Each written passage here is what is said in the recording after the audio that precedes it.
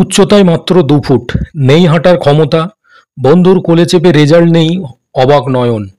দুর্দান্ত সাফল্যে গর্ব জেলার। মাধ্যমিকের ফলাফল প্রকাশ হলো, এবারেও জেলার জয় জয়কার। এবছর মাধ্যমিকে পাসের হার সর্বপ্রথম পূর্ব মেদিনীপুর।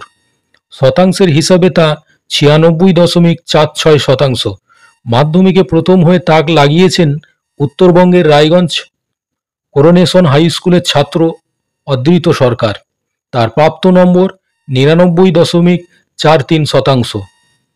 আবার রেজাল্ট আউট হতেই চর্চায় উঠে এসেছেন উত্তরবঙ্গেরই নয়ন দত্ত। বিশেষভাবে সক্ষম তিনি।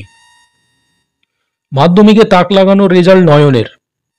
নয়ন জলপাইগুড়ি জেলার বাহাদুর মোন্নাজ হ্যাপি হোম মাধ্যমিক বিদ্যালয়ের ছাত্র নয়ন। জেলার মুখ উজ্জ্বল করেছে সে। নিজের পায়ে হাঁটার ক্ষমতা তার নেই, উচ্চতায় মাত্র ২ ফুট।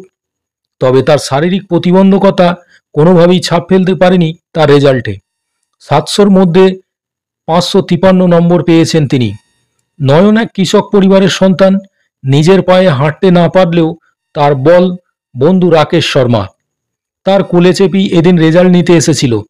রাকেশের প্রাপ্ত নম্বর ৫২১, কিন্তু তার বন্ধু নয়ন ৫৫৩ পাওয়ায় বেজায় খুশি সে।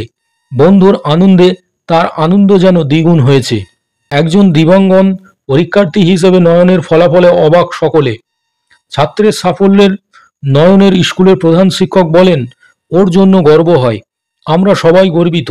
আগামী দিনে ওকে দেখে আরও অনেক পড়ুয়া অনুপ্রাণিত হবে বলে আশা করি। নয়নের ইচ্ছা আগামী দিনে সে কালেক্টর হবে। নিজের ফলাফল নিয়ে প্রশ্ন করা হলে নয়ন বলেন, পড়াশোনা করেই এই সাফল্য এসেছে।